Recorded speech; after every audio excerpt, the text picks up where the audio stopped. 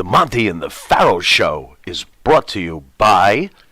Because wine is your second favorite four-letter word.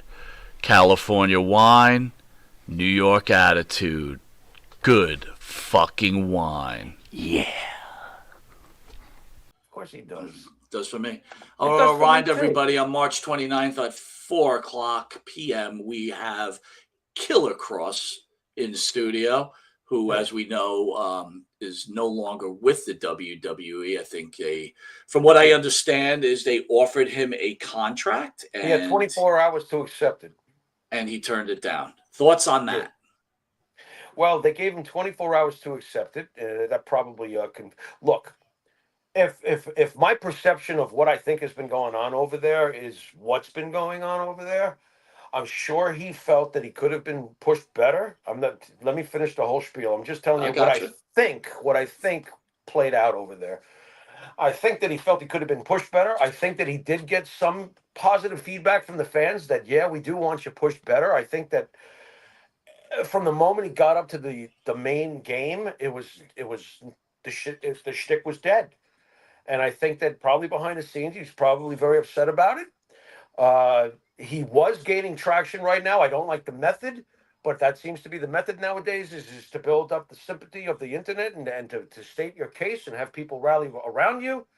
And that seemed to have worked for him. So to be told, hey, sign this, you got 24 hours.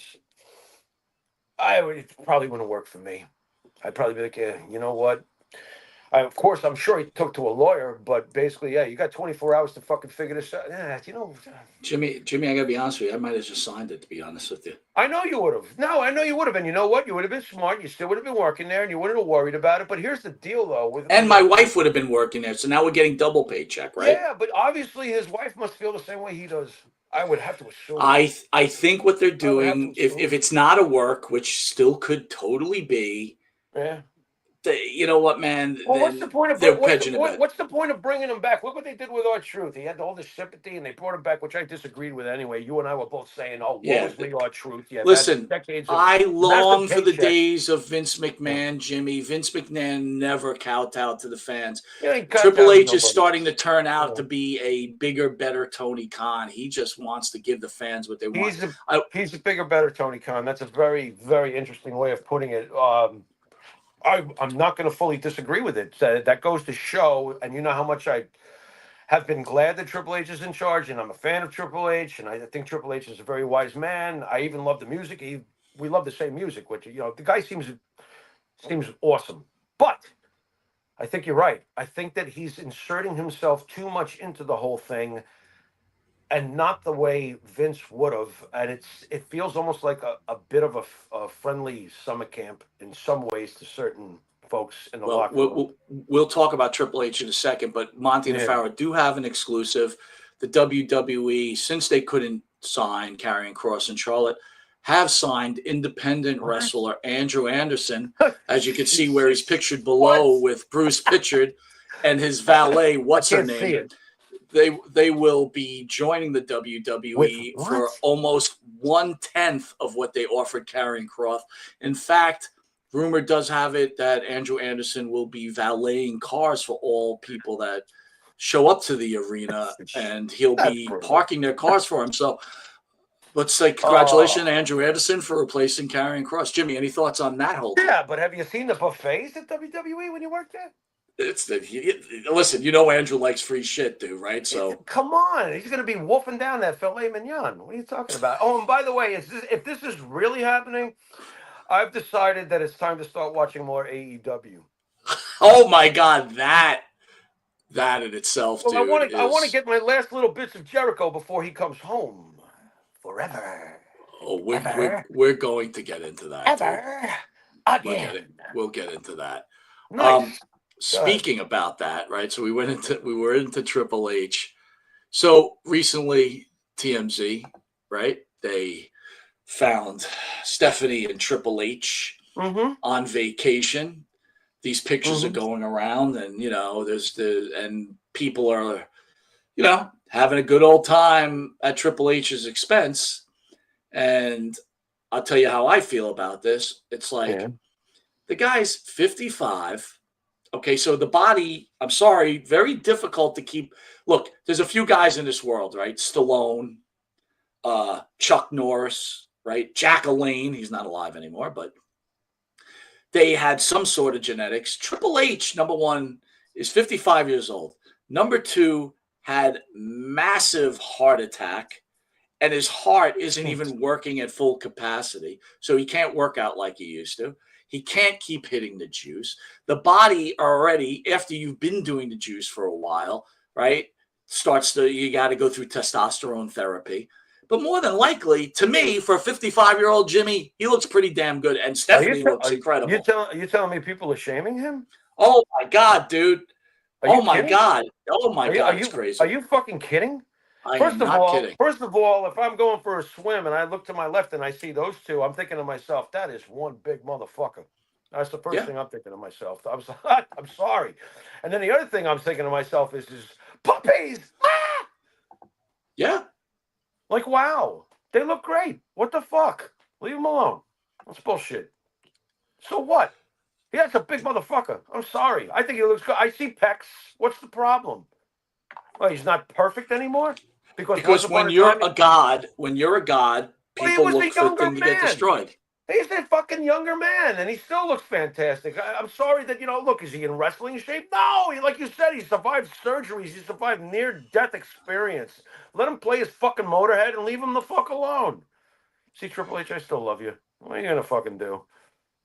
That's just typical fucking people, though, bro. Just shaming him. How do you even... that's ridiculous. That's Bradshaw says he's on a yacht in Greece, and the only thing you can say is, as a 50-year-old, he doesn't look like he did when he was 20. Really? Question mark. Right. It's like exactly. It's come on, man. Yeah. It's lunacy, dude. It's bullshit. It's absolute bullshit. I wish they had let Mike Tyson fight fucking what's his face for real. Whatever. No, dude, I'm not so sure. I know about we that can go one. back. I hate to open up that can of worms, but I'm sorry when you watch Tyson your whole life and you see that there's spots where he's pulling back. It's like, God damn it, Mike. Well, he's not the only one being shamed, right? Yeah.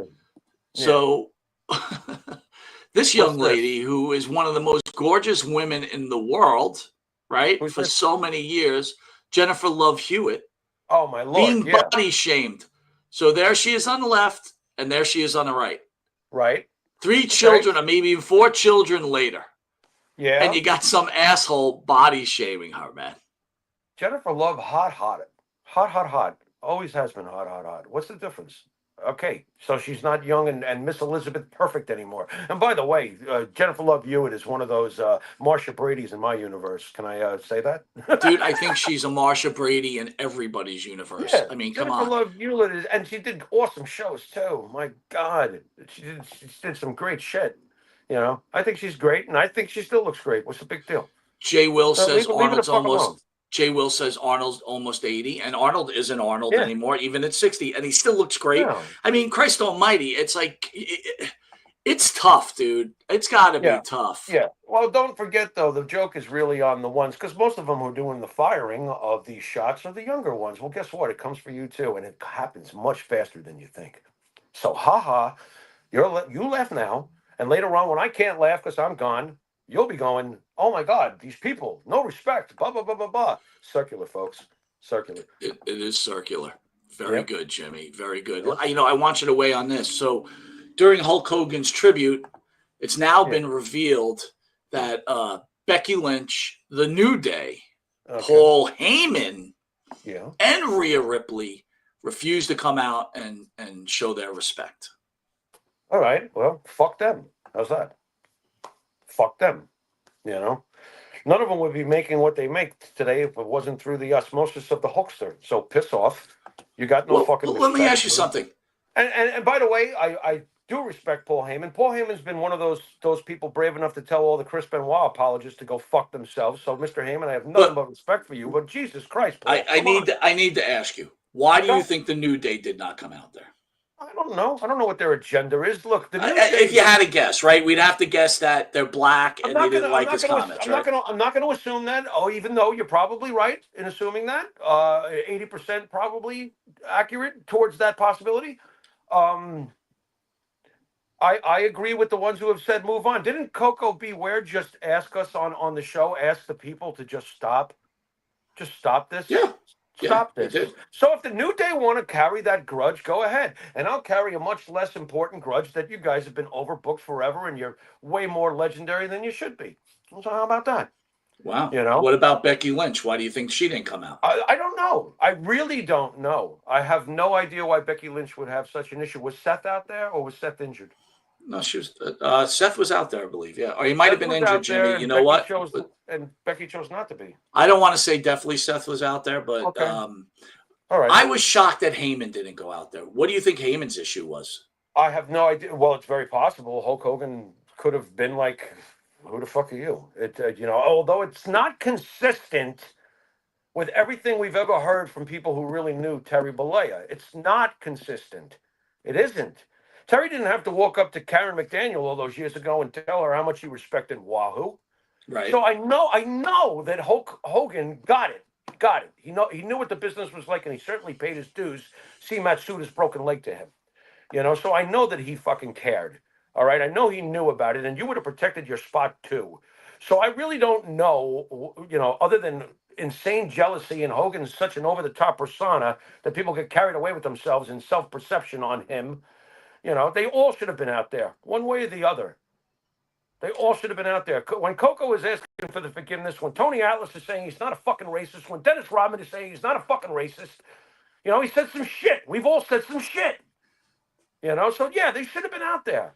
They should have been out there. Rhea Ripley, I'm assuming, didn't go out there because it's that inclusiveness stuff, right? Hogan's old school. I don't know. I'm assuming. Is that her agenda? I didn't know. Well, you know what, dude? Like, she's she's a beautiful woman. She's an incredible wrestler, right? But she's different, right? She's all tatted up to her fucking whatever, right? And let's get to the core of it. She's goth, right? She's like goth, something like that. Yeah, right. Okay. And who put over the ultimate goth fucking macabre character, Undertaker? Who put him over early on? Who did that? Who helped open the door to the enormousness of the Undertaker? And trust me, he needed that on his resume to pin Hulk Hogan. Okay. Do you think that regardless what you feel about someone's politics or maybe something they did, as long as it's not murder or rape, it depends. Do you think you should go out and show the respect to the? Yeah. Let me ask you this. Like Mike, for example. Let me get this out. Like Dick Murdoch, I would have taken a baseball bat to him back in the day. I would have taken a baseball bat to Dick Murdoch. You think I'm fucking kidding? I'm not fucking kidding. I don't know how they didn't back in the day. They had to do business. I understand all of that. But trust me, if that guy was spouting half the shit and doing half the shit with the KKK stuff, here's one white boy that doesn't agree with that kind of extremism. Go fuck yourself. All right? But don't you think as a wrestler, you have to respect a guy like that who made you what you are today? Right, because we all have to admit this. Yes. If it's not for Hogan, these guys aren't multimillionaires working twice a week. Yeah. No, they're not. It all began with him. The same way it all began with Joe Namath, who forced the merger, who turned the Super Bowl into the Super Bowl. Everybody made money off Broadway Joe. It's the same thing. He was the skyrocket for professional football. I'm sorry. There's no way around it. It's the one thing us Jet fans have. The reason why the NFL is the way it is today is because of Broadway Joe, the mink coats, Raquel Welch, the cover of Sports Illustrated, the guarantee, and everything else. The first guy to throw for 4,000 yards, he took over the nation. Chicks were going to football games. They were not going to football games en masse before that. Frank Gifford was the closest example, and he didn't come close to what Joe did to the ladies. The ladies went nuts, So it's one of them. Hogan is one of them. When he shows up, everything becomes big time. Changes everything. Same way Broadway Joe did for the NFL. Or Ali did for boxing. The